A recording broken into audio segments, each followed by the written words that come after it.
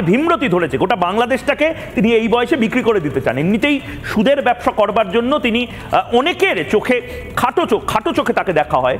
এবার গোটা বাংলাদেশটাকেই বোধহয় সুদের ব্যবসায় মোহাম্মদ ইউনূস বেঁচে দিতে চান। এটা তো বাংলাদেশের মানুষ, মুক্তিকামী মানুষ, গণতন্ত্রপ্রিয় মানুষ মেনে নেবে না। এ কারণেই আসলে রিপাবলিক বাংলার প্রতি মোহাম্মদ ইউনূসের এই ভয়টা।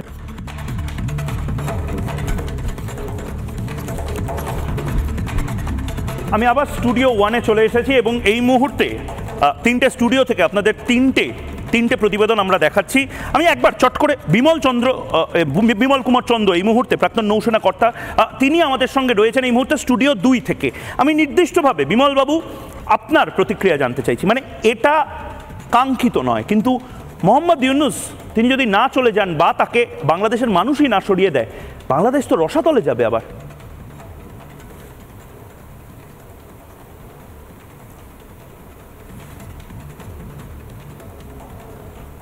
বিমলবাবু বলুন।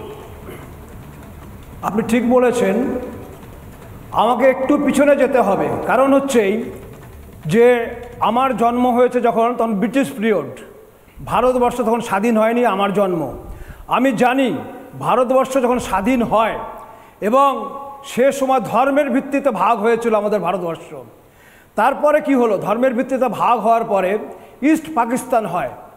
ইস্ট পাকিস্তান আমাদের থেকে আলাদা হয়ে যায়।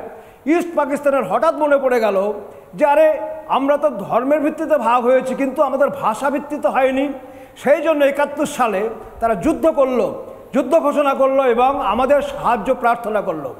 আমরা তাদেরকে সাহায্য করলাম। এটা কি ধরনের নাটক! আজকে আমার এটা মানে বুকে ভীষণ জ্বালা, এই কারণে যেহেতু আমি সম্মুখ সমরে ছিলাম এবং এই বাংলাদেশকে স্বাধীন করবার জন্য আমাদের যে সৈনিকরা তাদের জীবন আহুতি দিয়েছে, তাদের যে যন্ত্রণা সেটা আমি বুঝতে পারি। কারণ আমি যেহেতু একদম ফ্রন্টে ছিলাম সেই সময় 1971 সালের যুদ্ধে। আজকে যে জিনিসটা মোহাম্মদ ইউনূস সাহেব করছেন বাংলাদেশকে নিয়ে, এই জিনিসটা তো একটা ছেলে খেলার মতো হয়ে যাচ্ছে। আমার মতে এটা ছেলে খেলা। তারা দিনের পর দিন আজকে তারা এত প্রেম কেন পাকিস্তানের উপরে, পাকিস্তানের সাথে এত প্রেম কেন? যখন বাংলাদেশকে স্বাধীন করা হলো তখন তার মনে ছিল না তাদের যে এই বাংলাদেশ স্বাধীন হচ্ছে কি কারণে? যেহেতু তারা পাকিস্তানের সাথে থাকতে পারছে না, পাকিস্তানের যে আইন সেটা মানতে পারছে না, সেজন্য তো তারা আলাদা হয়েছিল। আজকে হঠাৎ তাদের মনে পড়ে গেল যে না, আমরা ভুল করেছি, আমরা আবার ফিরে যেতে চাই সেখানে। তারা বুঝতে পারছেন যে তাদের ভিতরে কি জিনিস আছে, তারা কি চায়। এই যে জিনিসটা, এটাই আমরা ধরে ফেলেছি। আমি চাই যে বাংলাদেশে যারা পুরনো যারা আছেন, যারা 1971 সালের যুদ্ধ দেখেছেন, আজকালকার জোয়ান ছেলে যারা আছে, যারা কলেজের থেকে স্কুল থেকে ছাত্র করছে, তারা কিন্তু জানে না 71 সালের যুদ্ধে কি হয়েছিল, কিভাবে তাদের দেশ স্বাধীন হয়েছিল। পূর্ব পাকিস্তান হয়েছিল বাংলাদেশ।